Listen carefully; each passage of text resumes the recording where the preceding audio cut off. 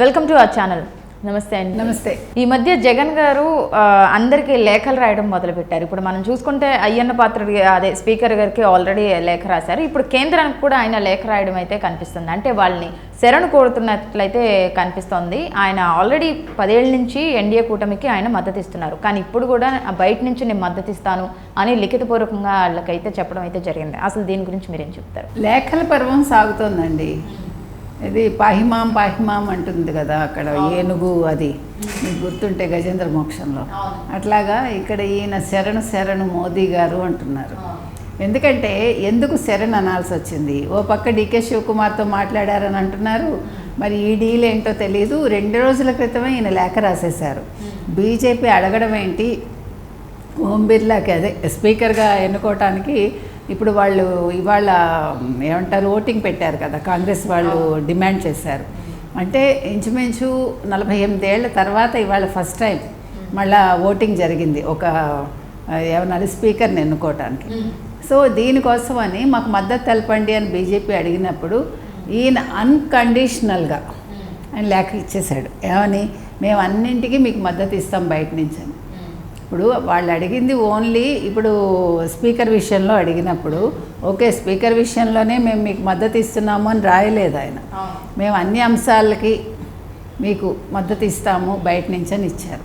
ఇంకో విషయం ఏంటంటే ఇప్పుడు మీరు చెప్పినట్టుగా స్పీకర్కి రాసిన లేఖలో కానీ ఇప్పుడు ఈ బీజేపీకి రాసిన లేఖలో కానీ ఆయన ఎవరితో సంప్రదింపులు జరిపినట్టుగా మనకు కనిపించట్లే. అంటే పార్టీ నేతలతోటి ఎక్కడ సమావేశం పెట్టుకున్నట్టు కానీ లేదు, ఒక నిర్ణయం సమావేశంలో అంటే ఎమ్మెల్యేలతోటి వాళ్ళతో కూర్చుని నిర్ణయం తీసుకున్నట్టు కానీ లేదు ఎంపీలతో కూర్చుని నిర్ణయం తీసుకున్నట్టు కానీ మనకి ఎక్కడా కూడా న్యూస్ రాలేదు.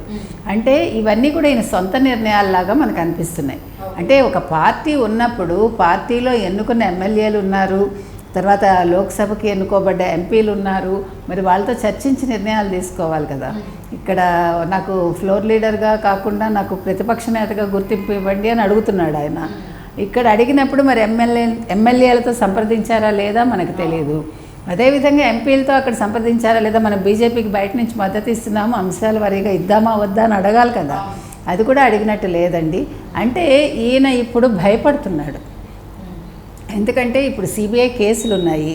ఇప్పుడు ఈ స్కామ్లు ఒక్కొక్కటి బయటకు వస్తున్నాయి. మీరు చూస్తే కనుక అయితే ఇవి ఒక పక్క మద్యం, తర్వాత ఇదేంటి మైనింగ్, ఈ ఇసుక కావచ్చు, తర్వాత ఇంకోటి ఏంటి మట్టి, ఇలా ఎన్నున్నాయో ల్యాండ్.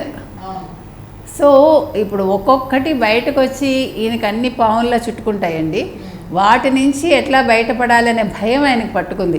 అంటే ఇప్పుడు సిబిఐ కేసులు బయటకు వచ్చి ఈయనకి శుక్రవారం ఈ నాంపల్లి కోర్టుకి అటెండ్ అవ్వడమే కాకుండా ఈ కేసులు కూడా బయటకు వస్తే ఈయన త్వరలో జైలుకి వెళ్ళటం ఖాయం. సో జైలుకి వెళ్తే ఎన్ని సంవత్సరాలు పడుతుందో తెలియదు. అక్కడ ఆయన రాజకీయ భవితవ్యం ఇంకా శూన్యం అక్కడ. ఇంకో పక్క ఏంటంటే ఈయన భయపడుతున్నది అసలు చంద్రబాబు నాయుడికి కేంద్రంలో ఇంత గుర్తింపు వస్తుందని ఆయన ఊహించలా. అది కూడా డైజెస్ట్ చేసుకోలేకపోతున్నారు ఆయన. ఎందుకంటే నిన్నటి వరకు అచ్చెన్నాయుడిని కావచ్చు, ధూళిపాల నరేంద్రని కావచ్చు, లేకపోతే చాలామంది టీడీపీ నాయకుల్ని వాళ్ళు ఎలా హింసించారో మనకు తెలుసు. అచ్చెన్నాయుడికి ఆపరేషన్ అయింది, నేను రాలేనంటే కూడా బలవంతంగా అర్ధరాత్రి తీసుకెళ్లారు. మీకు గుర్తుంటే ఆయనకు ఏదో ఆపరేషన్ అయింది, అప్పుడు చాలా ఇబ్బంది పడ్డారు ఆయన, బలవంతంగా ఈడ్చుకెళ్ళారు ఆయన్ని. కాబట్టి చేసిన పాపాలు ఎక్కడికి పోవండి, ఇక్కడే అనుభవించేస్తారు అందరూ ఎవరైనా సరే. కాబట్టి ఇప్పుడు జగన్మోహన్ రెడ్డికి పట్టుకున్న భయం అది.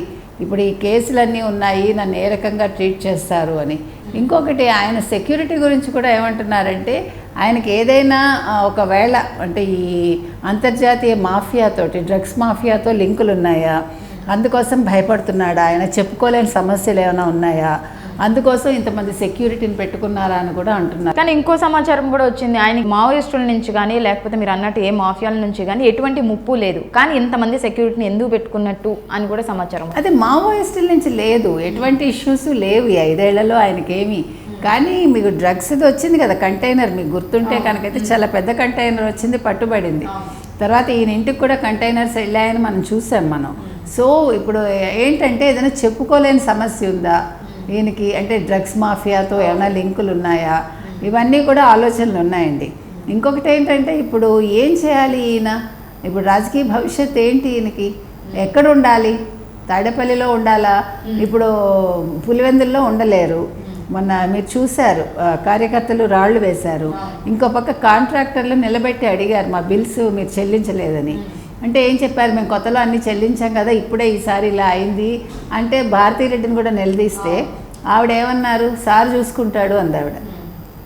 సో వాళ్ళకి ఏం చేయాలో తెలియక ఇప్పుడు 5 రోజులు పులివెందుల్లో ఉంటాను అన్న మనిషి షెడ్యూల్ మార్చుకుని ఆయన బెంగళూరు బై రోడ్ ఎందుకు వెళ్ళినట్టు?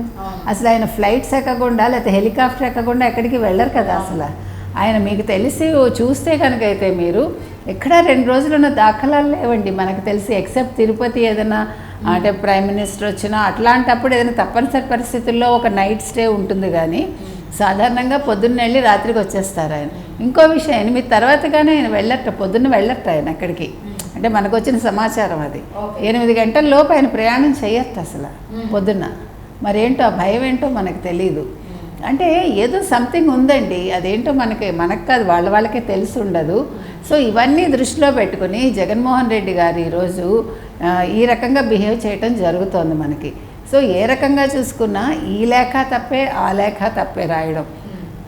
ఈ లేఖ కూడా ఆయన మరి ప్రత్యేక హోదాని మీరు ఎందుకు అడగలేదు అని 4వ తారీఖు తర్వాత చంద్రబాబుని 2 సార్లు నిలదీశాడు ఆయన. మీరు ప్రత్యేక హోదా అంశాన్ని ఎందుకు ప్రస్తావించలేదు, మీరు గట్టిగా అడగాలి కదా మన రాష్ట్రం కోసం, మీరు మద్దతు ఇచ్చేటప్పుడు బీజేపీకి అని అన్నాడు ఆయన. మరి మీరు లేఖ ఊరికే మేము సపోర్ట్ ఇచ్చేస్తామని ఎలా రాస్తారు?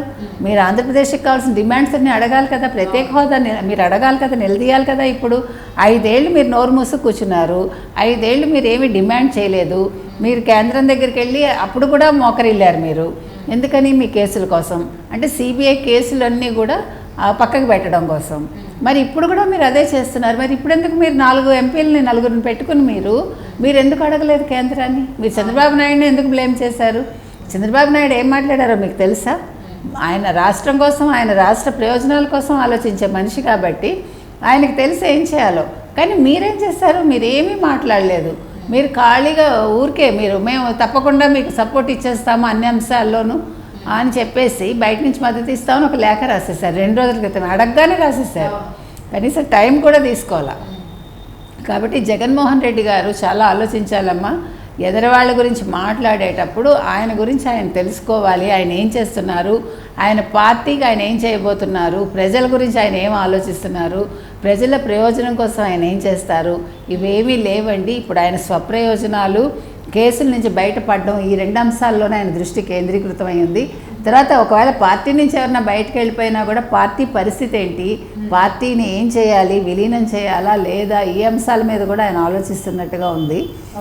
ఇప్పుడు ఆయనకున్న సమస్యలు ఆయనకు సరిపోతున్నాయి. ఇంకా ప్రజల గురించి ఏం పట్టించుకుంటాడు ఆయన? మీరు చెప్పినట్టుగా ఇప్పుడు నాకు ప్రతిపక్ష హోదా ఇవ్వలేదు, మీరు ఇవ్వరనే అనుకుంటున్నా అంటే ప్రతిపక్ష హోదా ఇచ్చి ముందు కూర్చోబెట్టకపోతే ఆయన ప్రజల సమస్యల మీద మాట్లాడరు అనమాట. ఇప్పుడు ఆయన చెప్తున్నది అది ఇండైరెక్ట్గా చెప్తున్నారు. కాబట్టి ప్రజలు కూడా ఇవన్నీ గుర్తుంచుకోవాలండి. ఇవన్నీ ఒకరోజుతో అయిపోయావు కాదు, ప్రజలు ఇవన్నీ లాంగ్ రన్లో కూడా గుర్తుపెట్టుకుంటే. అంటే ఇప్పుడు ఓవరాల్గా చూసుకుంటే కనుక జగన్ చుట్టూ ఉచ్చు బిగుసుకొని ఉన్నట్టే. అంతేనండి, అందులో సందేహం ఏం లేదు. ఆయనకు తెలుసు కేసులో ఉచ్చు బిగుస్తోంది. సిబిఐ కేసులు తిరగదోడతారు, ఈడీ కూడా ఊరుకోదు, సిబిఐ ఊరుకోదు. సో ఇప్పుడు ఆయన టెన్షన్లో అయితే ఉన్నారు. ఇప్పుడు బయట పడటానికి మాత్రమే ఈ ప్రయత్నాలు. ఆయనతో పాటు ఎంతమంది లోపలికి వెళ్తారో చూడాలి.